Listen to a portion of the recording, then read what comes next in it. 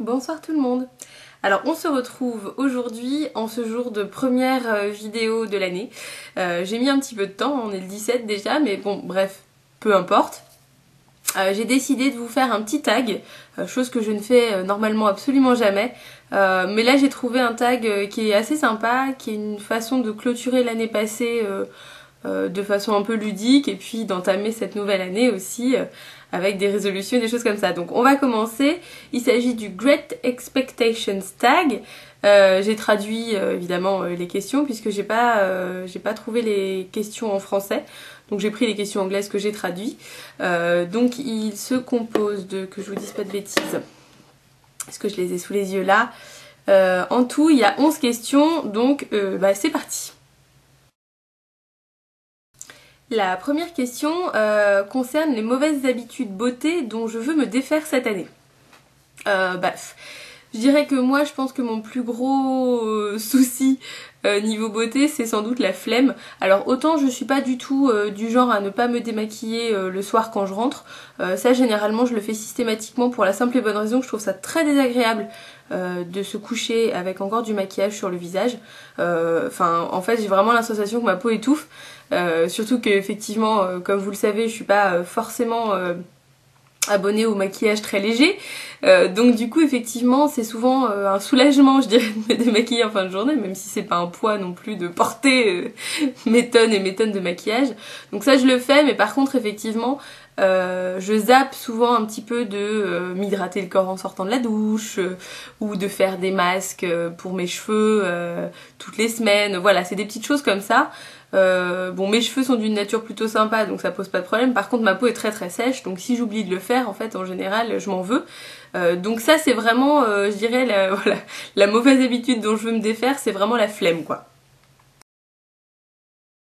Alors la deuxième question c'est quel est le secret de beauté dont tu ne te passeras pas cette année? Difficile à dire, j'ai pas de secret de beauté. J'aimerais vous dire que c'est de boire beaucoup et de dormir beaucoup et d'avoir une vie saine et équilibrée, oui d'accord. Mais au-delà de ça, ouais je pense que ça d'être heureuse en fait, d'être épanouie au maximum, ça généralement c'est un secret de beauté assez infaillible. Donc je vais m'atteler à ça.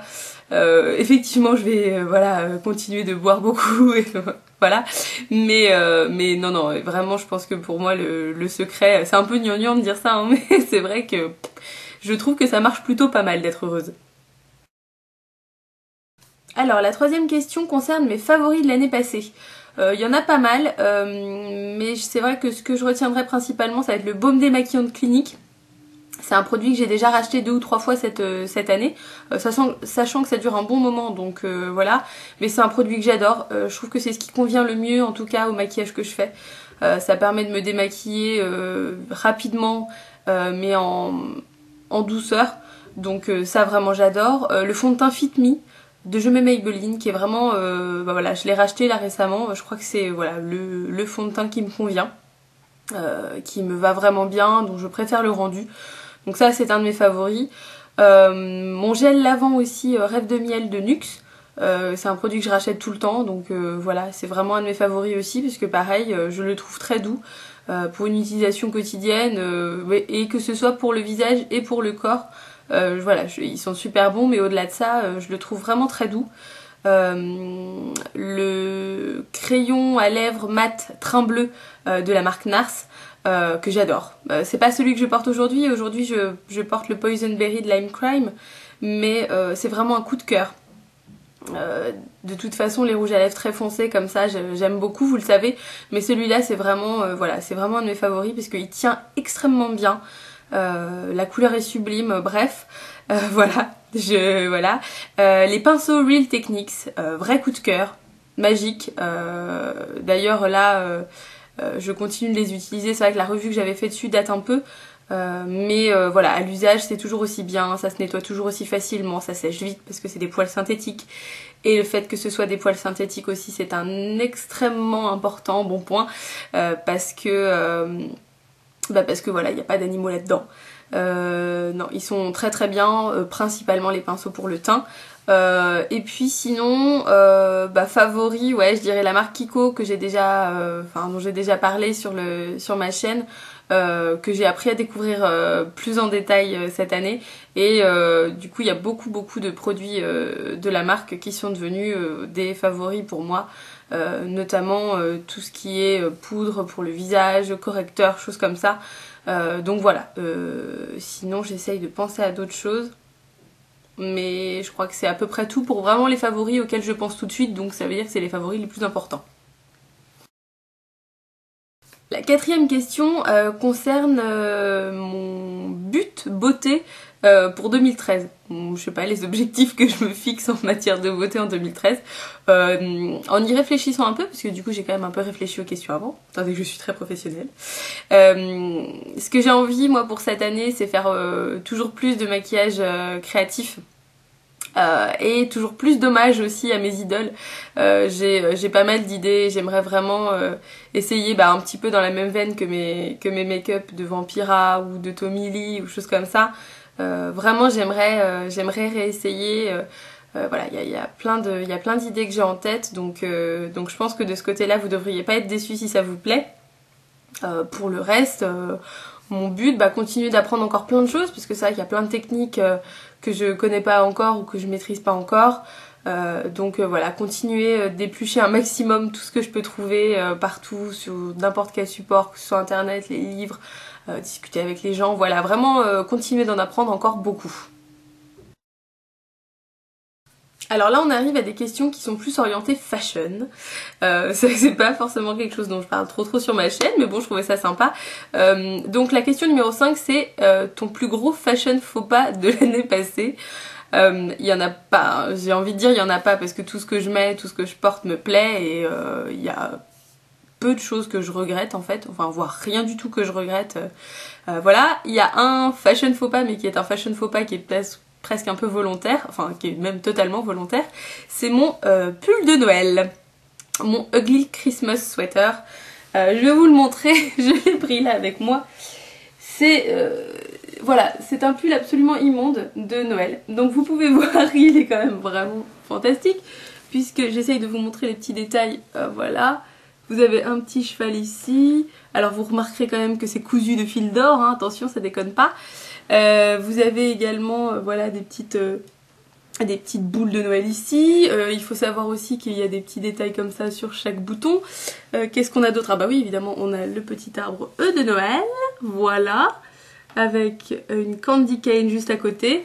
Tout ça évidemment dans une taille surdimensionnée. Ce pull est merveilleux.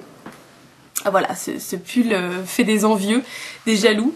Il est très chaud, il est très Noël, et voilà, il est absolument dégueulasse, mais c'est aussi pour ça que je l'aime, donc c'est pour ça que je l'ai choisi en fashion faux pas, mais c'est un fashion faux pas maîtrisé. Alors la 6ème question est un peu bizarre, parce que c'est genre ta prédiction fashion pour cette année.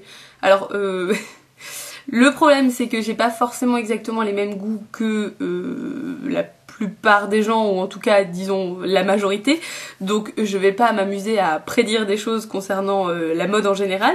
À mon niveau, j'ai pas prévu de gros changements, hein. Je pense que je vais rester sur ma lignée et m'inspirer un petit peu de tout ce que j'aime, que ce soit musique, cinéma. Généralement ça c'est des choses, les visuels de ces mondes là m'inspirent beaucoup au niveau fringues. Donc voilà, hein, pas de changement majeur a priori à prévoir pour 2013, sauf si je suis frappée par la grâce et que je termine dans une communauté hippie à partir de novembre 2013, mais non, j'ai pas prévu de changer quoi que ce soit de majeur, je vais continuer sur ma lancée, ça me va bien. Alors la 7ème question, c'est ton must-have fashion de l'année passée.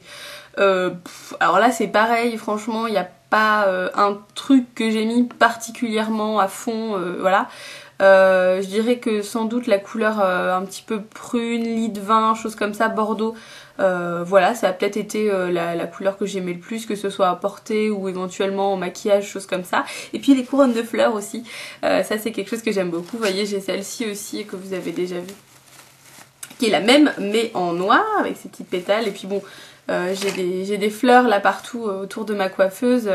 Voilà, les fleurs, je trouve ça super joli, je trouve ça frais, je trouve que ça ajoute un petit plus à n'importe quelle coiffure, même les plus simples. Donc voilà, on va dire que ça, ouais, c'est ça. Sinon, ouais, je sais pas, les accessoires, ouais, non, enfin j'ai pas de, voilà, j'ai pas de must-have particulier à part, ouais, ces deux choses là, quoi, les couleurs un petit peu prune foncé et les fleurs dans les cheveux. Alors la 8e et la 9e question sont pour moi très reliées, en fait je vais y répondre en même temps, puisque la 8e question c'est ton moment le plus heureux ou ta plus belle réussite de l'année dernière, et la question numéro 9 c'est ton plus gros challenge de l'année dernière. En fait mon plus beau moment et je dirais ma plus belle réussite ça a été d'achever mon challenge de l'année dernière, qui a été de changer de carrière, de changer de travail.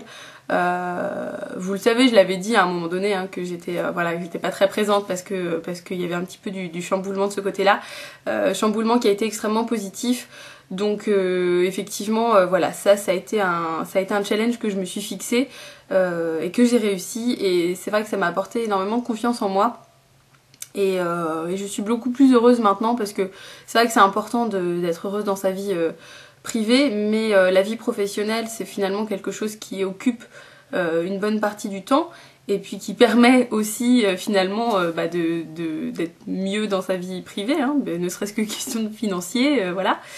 Donc voilà, ça a été, bon après moment le plus heureux, il y en a eu plein, pour moi c'est pas forcément, il n'y a pas un moment mais c'est juste plein de petits moments, mais en tout cas c'est vrai que c'est ce qui m'a le plus, ouais c'est ce qui m'a le plus boosté on va dire. Là je me suis dit ben voilà, ça tu peux le faire, ça t'en es capable. Donc de ce côté-là je pense que c'est ce que je retiendrai, parce que ça a été effectivement quand même un gros changement. C'était pas forcément évident mais j'ai réussi, donc voilà, ça m'a vraiment donné envie de continuer sur la bonne lancée. La question numéro 10 concerne ma résolution clé pour cette année. Je vais y arriver, résolution. C'est un mot que j'ai pas trop l'habitude de dire, donc j'ai du mal à le dire. Parce que pour moi les résolutions ça sert pas trop à grand chose, enfin surtout pas en début d'année comme ça. Mais je dirais que ouais, j'ai envie de continuer sur ma lancée. Parce que je suis vraiment, voilà, là je me sens vraiment bien, je me sens vraiment heureuse, autant sur le plan perso que sur le plan professionnel. Donc voilà, je dirais que ce qui me va bien, c'est de me fixer des objectifs réalisables et puis de m'accrocher, de continuer. Et puis c'est vrai que ça aide de pas non plus fixer des objectifs de fou qu'on réussira forcément pas et qui vont nous déprimer. Donc non, je continue comme ça, et puis ne pas oublier effectivement mon côté créatif et mes idées débiles, et voilà. Donc j'ai vraiment besoin en fait de ce côté un peu foufou, mais voilà, de continuer à voilà mélanger les deux et être épanouie. Ça c'est mon but vraiment pour l'année 2013, mais pour ma vie en général quoi. Et la 11e question, as-tu un leitmotiv ou un conseil pour cette année? Un conseil, aimez-vous, tout simplement. J'aurais pas franchement en dire plus. Je sais que ça peut paraître un petit peu gnangnan comme ça, mais on en revient un petit peu à ce que je disais dans ma foire aux questions, la numéro 4 sur les questions personnelles. Il est important de savoir compter sur soi, de pas uniquement compter sur les autres et de pas trop compter sur les autres, mais fixez-vous des objectifs réalisables. Faites le point sur votre vie, faites le tri autour de vous, vraiment faites une liste de ce que vous voulez, de ce dont vous ne voulez pas, et donnez-vous les moyens de vous offrir ça. C'est pas si compliqué que ça en a l'air, ça peut prendre du temps, mais voilà, vraiment aimez-vous, ça sera la seule façon dont vous pourrez vous épanouir. Une fois que vous serez épanoui, franchement vous verrez, les portes s'ouvriront d'elles-mêmes. J'en ai fait l'expérience et vraiment ça change tout, et puis on se prend beaucoup moins la tête, donc voilà, vivez votre vie comme vous l'entendez, faites-vous plaisir, n'écoutez pas trop ce que disent les autres, voire pas du tout, mais je sais que c'est difficile de pas du tout écouter ce que disent les autres, mais voilà, faites votre vie pour vous et pour vous seul, c'est déjà amplement suffisant et c'est tout ce qui compte. Voilà. J'espère que ce tag vous aura plu. Il est pas très long et je pense que j'ai quand même bien développé mes questions. Je sais pas trop combien de temps ça va durer, mais ça risque de durer peut-être un moment. J'espère que voilà, j'espère que ça vous aura plu d'en savoir un petit peu plus là-dessus. Je vous souhaite une très belle année, très belle année 2013 et j'espère qu'elle vous offrira tout ce que vous souhaitez et qu'elle sera pleine de réussite. Voilà, je vous embrasse et je vous dis à bientôt. Salut!